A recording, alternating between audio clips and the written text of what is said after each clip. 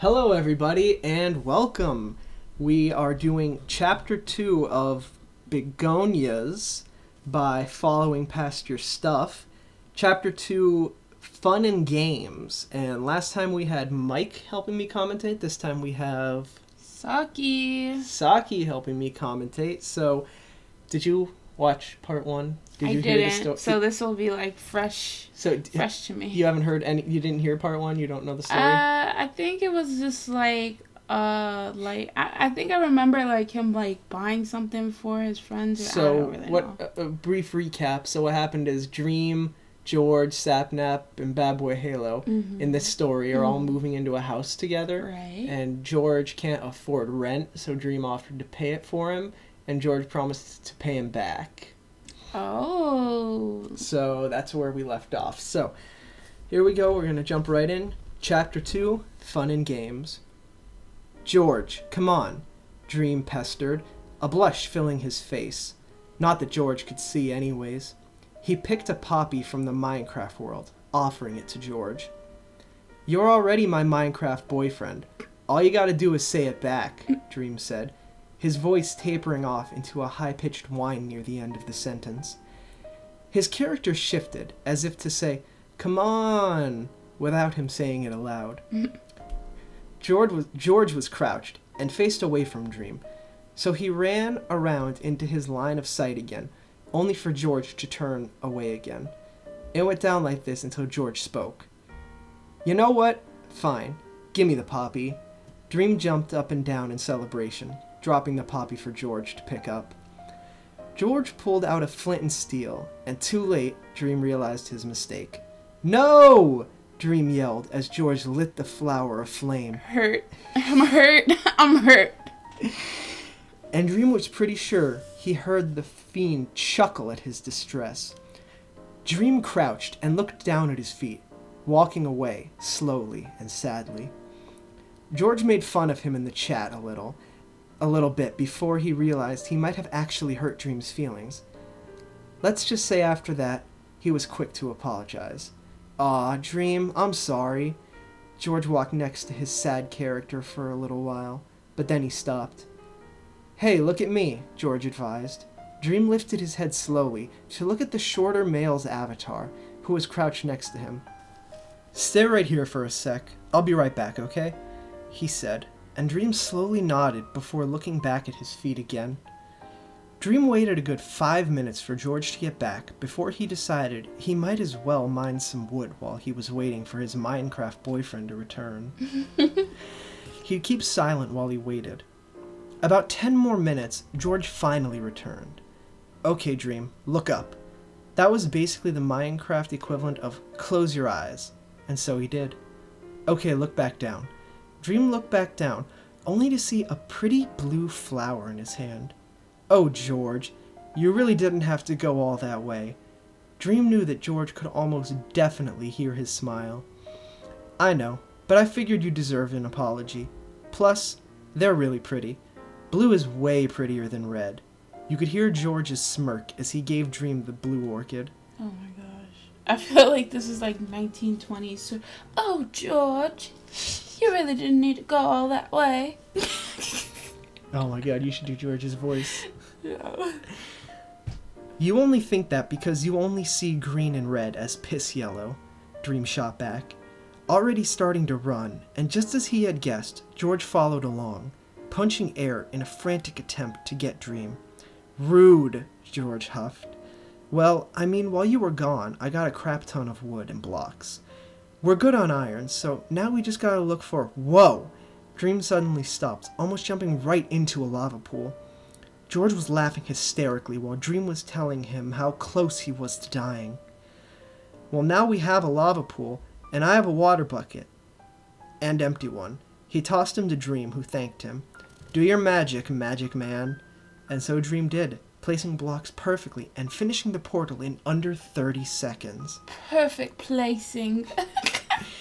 Hell yeah, Dream. George seemed genuinely proud and happy. He even clapped for Dream.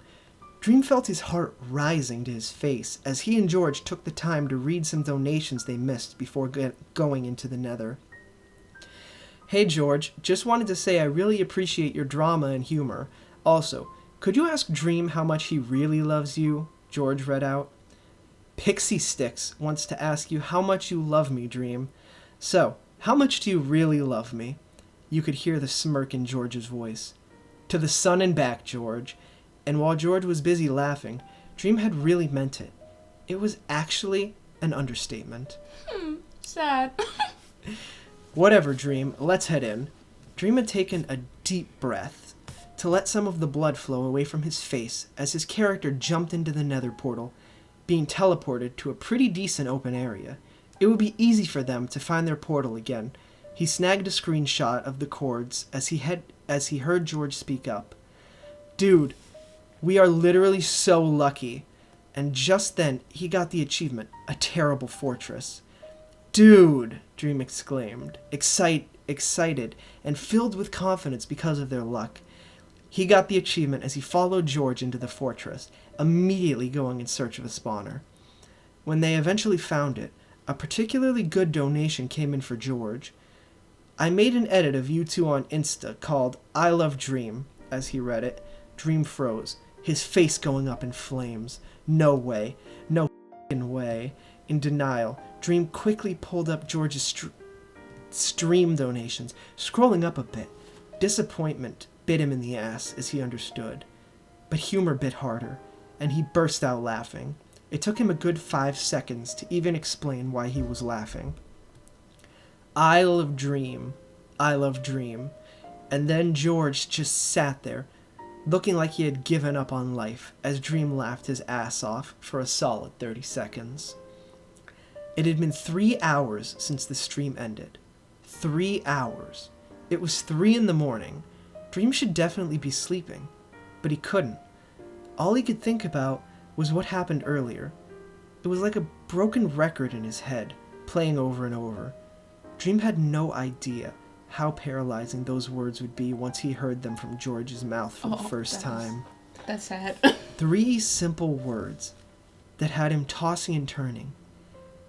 He had even screamed into his pillow a couple of times. He didn't go as far as to record it, but his brain was so shocked by it that it would forever be seared into his brain. I love Dream. And now, with all his heart, all Dream wants to do is say he loves him too. That is the end of chapter 2. Oh, wow. What do you think? Have you ever screamed into your pillow? Mm-mm. I Have think you? that maybe I felt like I was a part of a movie or something like that. Like, oh, I see all the girls in the movies do it. Wait, Let me do it. What does he? What do you think he screamed into? Like just like ah? He's like, oh, I can't stand here. Or screamed, I love you too. I don't freaking know. I love Dream. That must have hurt so bad. He's like, yeah, Crushed. right. I love Dream. That's so funny. Right. He laughed about it for 30 seconds. Do you reckon Dream and George have seen this story? Do you think they've read this? I hope so. The real Dream and George? I hope so. Shoot. It'd be like, oh, more content, thank you. I could see them doing that, doing a reading of their own story with their own voices. Oh my gosh. Man, can we make this blow up? I want Dream and George to tell me that I'm creepy. Oh my goodness. Alright, well, thank you guys for watching. As always, don't forget to like and subscribe, and get ready for Chapter 3. I'm excited for Chapter 3, are you? Me too, yeah. Oh, you sound so excited. I know. You haven't even read Chapter 1. I haven't. There are 40 chapters, so you Oh know my you don't gosh. want to miss it. Thank you, and See ya. goodbye.